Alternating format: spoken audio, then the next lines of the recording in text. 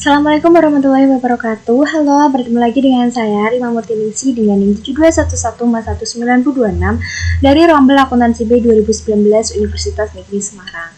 Nah, jika pada kesempatan kemarin nih kita kan udah belajar tentang bab 10 nih, maka pada kesempatan kali ini kita akan belajar bab 11 tentang sistem pendukung pengambilan keputusan.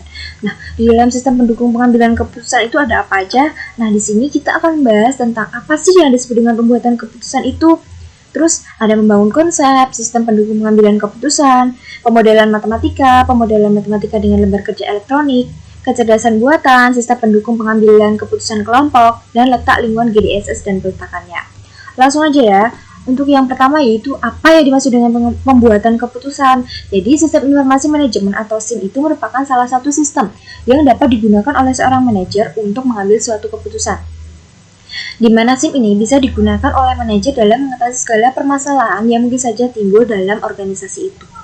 Nah, di sini pembuatan keputusan dengan pemecahan masalah itu merupakan suatu hal yang berbeda ya. Jadi di sini pembuatan keputusan itu mencakup daftar langkah-langkah dalam pemecahan masalah, kemudian ada kerangka berpikir dalam pemecahan masalah, serta pendekatan sistem dalam pembuatan keputusan itu sendiri.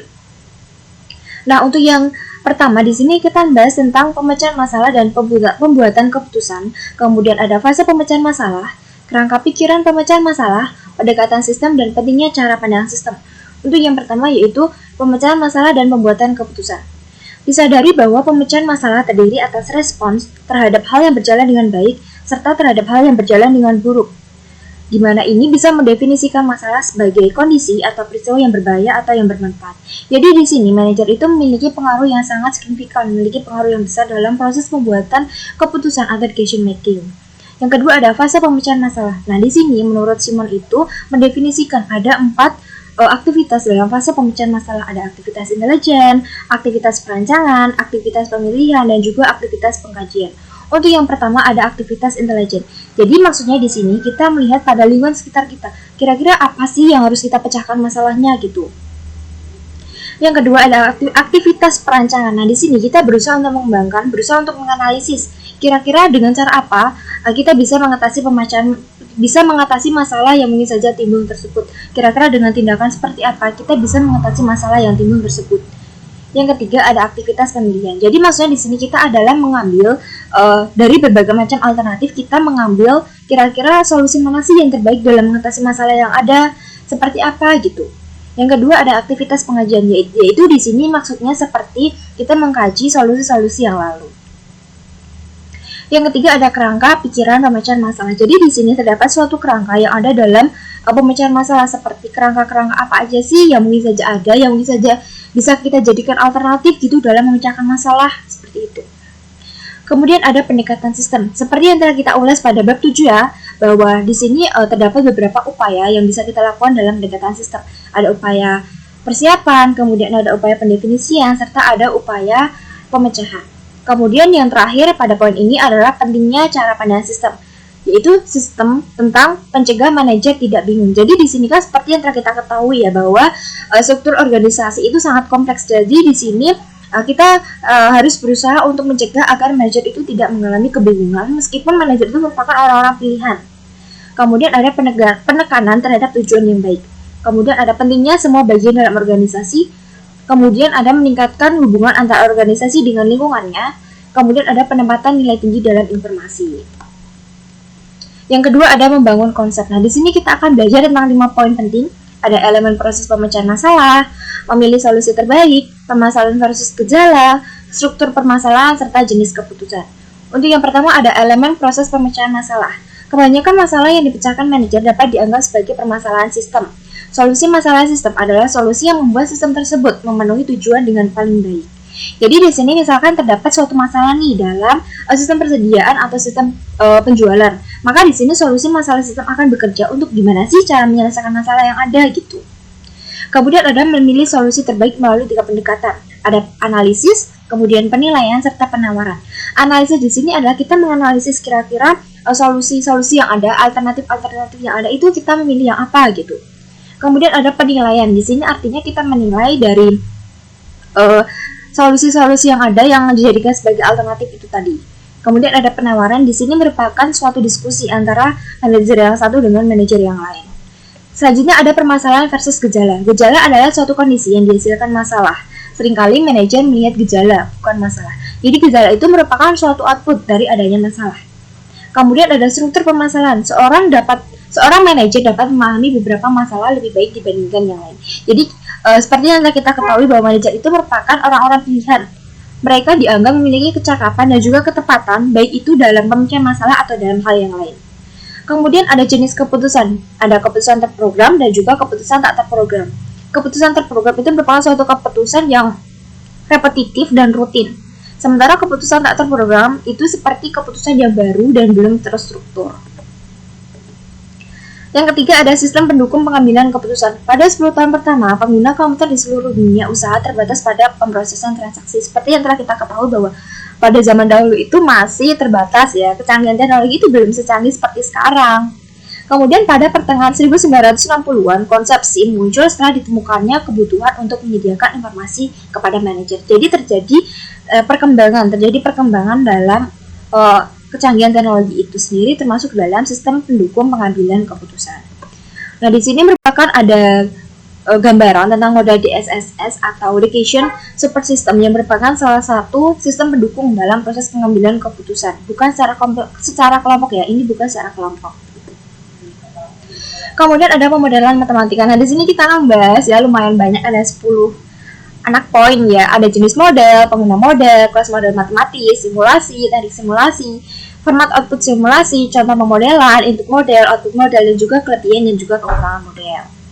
Yang pertama ada jenis model. Nah, di sini dijelaskan ada 4 jenis model nih. Ada model fisik, model naratif, model grafis, serta model matematis. Untuk yang pertama ada model fisik. Gambaran 3 dimensi entitasnya digunakan di dunia bisnis, mencakup model skala untuk pusat perbelanjaan dan prototipe mobil baru. Kemudian yang kedua ada model naratif, salah satu jenis model yang digunakan oleh manajer yang menggambarkan entitas dengan kata-kata yang terucap atau tertulis. Jadi di sini penggambarannya dengan menggunakan kata-kata ya, jika tertulis ataupun secara terucap. Yang ketiga ada model grafis. Nah, model ini menggambarkannya itu secara dengan simbol, dengan garis, kemudian dengan bentuk atau dengan isyarat lainnya. Kemudian ada model matematis. Setiap rumus persamaan matematis adalah model matematis. Jadi di sini seperti matematika gitu ya. Kemudian ada pengguna modal. Nah, di sini pengguna modal itu bisa memberikan pengertian, memfasilitasi komunikasi dan juga memprediksi masa depan. Di mana memprediksi masa depan ini merupakan salah satu kemampuan dari model. Kemudian ada kelas model matematis, model statis atau dinamis, model probabilitas atau deterministik, model optimasi atau suboptimasi. Jadi di sini model statis atau dinamis itu tidak memberikan waktu sebagai salah satu gambaran variabel itu sendiri. Kemudian ada model probabilitas. Di sini seperti kita menganalisis apakah suatu formula itu memerlukan probabilitas atau tidak ya. Jadi probabilitas itu merupakan suatu kesempatan bahwa sesuatu itu kemungkinan terjadi. Kemudian ada simulasi. Simulasi terjadi dalam skenario tertentu dan memprediksi dampak keputusan orang yang memecahkan masalah tersebut. Kemudian ada teknik simulasi. Manajer biasanya melakukan model optimasi ini hanya sekali. Model ini menghasilkan solusi yang terbaik menggunakan skenario tertentu dan variabel-variabel keputusan. Kemudian ada format output simulasi, melibatkan berbagai elemen skenario dan variabel keputusan pada layar atau halaman yang sama seperti output merupakan praktik yang baik. Kemudian ada contoh pemodelan, harga produk, jumlah investasi pabrik yang dibutuhkan, jumlah yang akan diinvestasikan dalam aktivitas pemasaran, jumlah yang akan diinvestasikan dalam penelitian dan pengembangan itu merupakan salah satu contoh pemodelan-pemodelan. Kemudian ada input model, seperti yang telah kita ketahui ya, bahwa input itu artinya memasukkan, jadi input itu merupakan suatu bahan untuk membuat suatu model. Kemudian ada output model. Aktivitas kuartal selanjutnya sudah disimulasikan dan label setelah pajak ditujukan pada layar. Para eksekutif mempelajari angka ini dan membuat keputusan untuk digunakan pada kuartal kedua. Keputusan ini dimasukkan dan simulasi diulangi. Nah, yang terakhir dalam poin ini ada kelebihan dan juga kelemahan model. Untuk kelebihannya, yang pertama, proses pembukuan dapat menjadi pengalaman belajar. Manajer akan selalu mempelajari sesuatu yang baru mengenai sistem sesungguhnya melalui setiap proyek pemodelan. Jadi manajer itu dituntut untuk bisa selalu aktif, bisa selalu gerak cepat dalam mempelajari sesuatu mengenai sistem dalam organisasinya. Kemudian ada sejumlah alternatif dapat dipertimbangkan. Hanya dalam beberapa menit kita bisa menyimulasikan beberapa bulan, kuartal, bahkan tahunan operasional. Kemudian ada memberikan kemampuan prediksi ya, seperti yang telah disebutkan pada awal tadi, bahwa model ini bisa memberikan kemampuan prediksi ya. Jadi ini merupakan salah satu kelebihan model. di mana kemampuan pandangan prediksi ke masa depan yang tidak dapat diberikan oleh metode penyedia informasi lain. Selanjutnya untuk kelebihan yang terakhir ada modal tidak semahal uji coba. Nah, untuk biaya dalam modal ini itu tidak semahal seperti uji coba ya. Nah, untuk kelemahannya yang pertama ada kesulitan untuk membuat model sistem bisnis, dan yang kedua ada kemampuan matematis tingkat tinggi. Jadi seperti yang telah disebutkan juga di awal tadi bahwa seperti pemodelan matematika, bahwa di sini matematika itu kemampuan matematis itu diperlukan ya dalam penyusunan model ini. Yang selanjutnya ada pemodelan matematika menggunakan lembar kerja elektronik. Kapabilitas pemodelan statis. Baris dan lembar kerja elektronik membuatnya ideal untuk digunakan dalam model statis. Kemudian kapabilitas pemodelan dinamis. Lembar kerja sangat sesuai untuk digunakan sebagai model dinamis. Jadi di sini terdapat kecocokan, terdapat kesesuaian lembar kerja untuk digunakan dalam model dinamis. Kemudian ada memainkan permainan bagaimana jika. Lembar kerja ini juga berguna memainkan permainan bagaimana jika, di mana pemecah masalah memanipulasi satu atau lebih variabel untuk melihat dampak dari hasil simulasi. Kemudian ada antarmuka model lembar kerja. Ketika menggunakan lembar kerja sebagai model matematika, pengguna dapat memasukkan data atau membuat perubahan secara langsung pada sel lembar kerja atau dapat menggunakan antarmuka pengguna secara grafis. Kemudian ada kecerdasan buatan. Nah, siapa sih yang nggak kenal sama kecerdasan buatan gitu ya? Kecerdasan buatan atau yang sering kita kenal sebagai artificial intelligence itu sudah marak ya seiring dengan revolusi industri ya yang semakin berkembang. Nah, di sini AI itu didefinisikan sebagai aktivitas penyediaan mesin seperti komputer dengan kemampuan untuk menampilkan perilaku yang akan dianggap sama cerdas dengan jika kemampuan tersebut ditampilkan oleh manusia. Jadi di sini bisa saya ibaratkan bahwa manusia itu menciptakan manusia, entah itu bentuknya seperti robot ataupun aplikasi yang itu memiliki kecerdasan yang sama seperti manusia. Nah, di sini kita yang pertama kali akan membahas tentang sejarah artificial intelligence. Bibit AI pertama kali disebar hanya 2 tahun setelah generasi elektrik menerapkan komputer yang pertama kali digunakan untuk penggunaan bisnis. Tahun ini adalah tahun 1956 dan istilah kecerdasan buatan pertama kali dipopulerkan oleh John McCarthy sebagai tema suatu konferensi yang dilaksanakan di Dartmouth College. Yang kedua ada wilayah artificial intelligence. Artificial intelligence diterapkan di dunia bisnis dalam bentuk sistem pakar, jaringan saraf tiruan, algoritma genetik, dan ada juga agen cerdas. Kemudian ada daya tarik sistem pakar. Sistem pakar menawarkan kemampuan yang unik sebagai sistem pendukung keputusan. Pertama, sistem pakar memberikan keserapatan untuk membuat keputusan. Kedua, sistem pakar dapat menjelaskan alasannya. Kemudian ada konfigurasi sistem pakar. Sistem pakar terdiri dari antarmuka pengguna, basis pengetahuan, mesin inferensi, dan juga mesin pengembangan.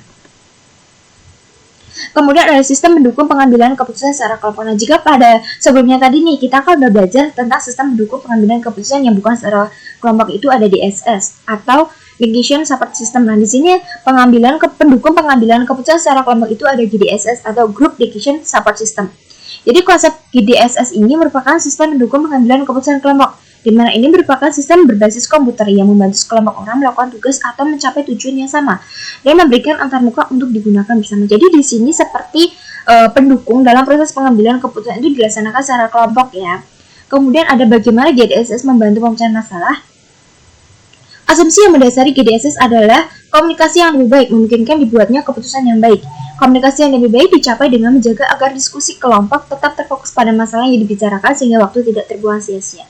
Jadi ini bisa membantu mendukung dalam proses pengambilan keputusan dalam kelompok. Kemudian ada lingkungan GDSS dan peletakan GDSS. Di sini ada ruang keputusan, jaringan keputusan wilayah lokal, kemudian ada sesi legislatif dan konferensi yang dimediasi oleh komputer. Untuk yang pertama ada ruang keputusan nih, tempat sekelompok kecil orang bertemu langsung, sudah jelas ya. Di situ terdapat sebuah room. Kemudian ada jaringan keputusan wilayah lokal. Jika sekelompok orang tidak memungkinkan bertemu, maka mereka bisa melalui LAN. Ada sesi legislatif, jika kelompok yang ada terlalu besar, maka dibutuhkan sesi legislatif ya. Kemudian ada konferensi yang dimediasi oleh komputer.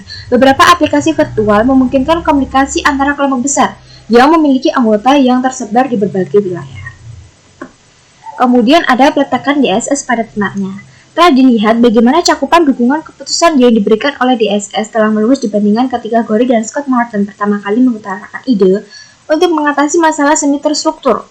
Perluasan cakupan ini merupakan saksi keberhasilan DSS. Konsep ini telah bekerja dengan amat baik sehingga para pengembang terus memikirkan fitur-fitur baru untuk ditambahkan.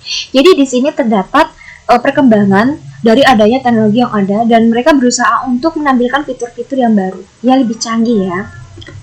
Nah, sekian apa yang dapat saya sampaikan, semoga bermanfaat. Jangan lupa di like ya. Akhir kata, wassalamualaikum warahmatullahi wabarakatuh. Bye!